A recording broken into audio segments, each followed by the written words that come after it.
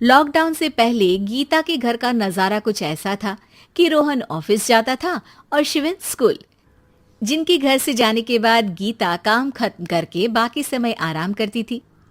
लेकिन लॉकडाउन के बाद ऑफिस और स्कूल घर में ही खुल गए और इससे गीता का हाल वो तो आपको देखने में ही मजा आएगा। शिविन, ओ शिविन, महाराज उठने के लिए क्या 21 तोपों की सलामी लेंगे? अरे बिस्तर से बाहर निकल, ऑनलाइन क्लास स्टार्ट होने वाली है। अरे तुम भी हद करती हो, स्पीकर की तरह चिल्लाने की क्या जरूरत है? दिख नहीं रहा मेरी कॉन्फ्रेंस चल रही है। अब कैमरा और स्पीकर ऑन कर रहा हूं, मुझे कोई शोर नहीं चाहिए। इस पर जैसे ही रोहन लैपटॉप का कैमरा और स्पीकर ऑन करता है तभी कुकर की सीटी बजती है। करा लो अब इसे चुप। लॉकडाउन नहीं हुआ, मेरी मौत का फरमान जारी हो गया। दोनों बाप बेटे ने नाक में दम किया हुआ है। ऐसा बोलकर गीता वहां से शिविन के कमरे में पहुंच जाती है, जहां शिविन अभी भी सो रहा होता है। ओ आलसी, अब अगर 5 मिनट में नहीं उठाना तो आज तेरा गेम और यूट्यूब कैंसिल। माँ की बात सुनकर शिविन बिना 1 मिनट गंवाए उठ खड़ा होता है। उठ गया, अभी नहाकर भी आता हूँ। ये नाटक कहीं और, मुंह पर गीला कपड़ा मार और पढ़ने बैठ।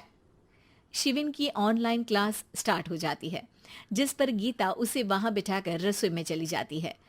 थोड़ी देर में उसे कमरे से कुछ आवाज सुनाई देती है, जिसे सुनकर वो कमरे में वापस आती है।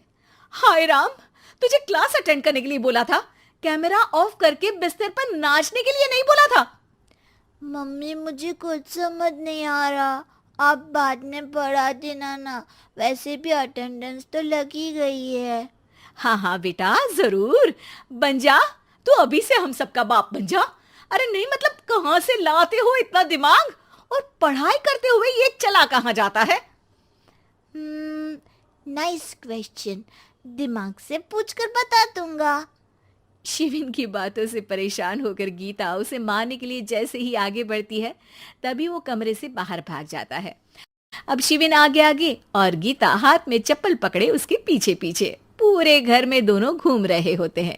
इसी बीच वो रोहन के पास पहुंच जाता है और शिविन को मारने वाली चप्पल रोहन के लैपटॉप पर जाकर गिरती है। ओए माँ! मम्मी, अब पापा को चप्पल मार रही हो? वो आज तक के रिपोर्टर, चुपचाप जाकर क्लास अटेंड कर ले, नहीं तो अगली तेरे पीछे लगेगी।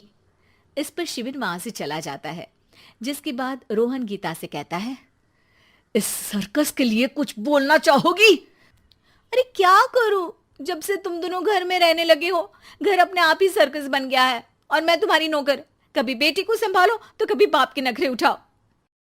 इन्हीं सब उथल पुथल में दिन बीतते रहते हैं, जिसमें हर रोज घर के अंदर कुछ नया सियप्पा खड़ा मिलता है, जो ज्यादातर शिविन और रोहन के ऑनलाइन स्कूल और ऑफिस से रिलेटेड ही होता है।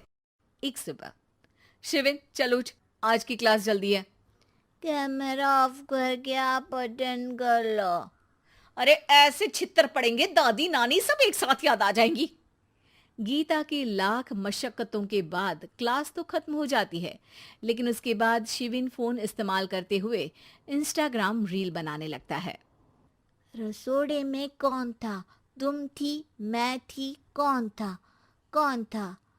हाँ, मैं गरीब हूँ, मैं गरीब हूँ।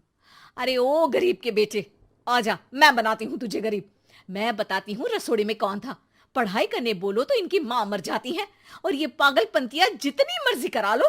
गीता शिविन को डांट रही होती है, तभी रोहन बीच में बोल पड़ता है। अरे बच्चा ही तो है, इतना गुस्सा क्यों कर रही हो? बेटे का साथ देने की इसी एक कोशिश में अब शिविन के साथ साथ रोहन भी गीता के गुस्से की सूली पर चढ़ जाता है। अगर बेटे पर इतना ही प्यार आ रहा है तो इसे क्लास अटेंड क्यों नहीं कराते, इसका होमवर्क क्यों नहीं कराते? उस समय तो बहुत जल्दी मीटिंग आ जाती है, वो काम मैं करूं और यहाँ इस बेफिजुली की चीज में तरफदारी करके बन जाओ महान। हे भगवान, कोई तो इनके ऑफिस और स्कूल खुलवाओ, मैं इन्हें और घर में नहीं सह सकती। अरे कुछ और मांग लेती, क्योंकि तुम्हारी ये विश इस साल तो पूरी होने से रही, कोरोना। हाय नास बेटे ने जिंदगी ही बर्बाद कर दी। खाए कोई पचाए कोई, कल मुझे चुन चुन कर सबको मेरी बद्दुआ लगेगी। उन्होंने दुनिया का और इन बाप बेटे दोनों ने मेरा जीना मुश्किल कर दिया। गीता वहां से चली जाती है, जिसके बाद रोहन शिविन से कहता है, अरे तुम्हारी मम्मी इतनी भड़की हुई क्यों है? आपकी वजह से पूरा समय घर में रहते हो और उस पर कोई काम कराने की जगह बस ऑर्डर देते रहते हो। अच्छा बेटे, सारा इल्जाम मुझ पर? पूरा दिन तो वो तुम पर ही चिल्लाती है। हाँ, मतलब दोनों का 50-50 है, कुछ करना पड़ेगा। वो कहते ना, make the best out of worst. I have an idea. वैसे तुम्हारी माँ सही कहती है, बहुत जुबान चलाने लगे हो, कम बोला करो।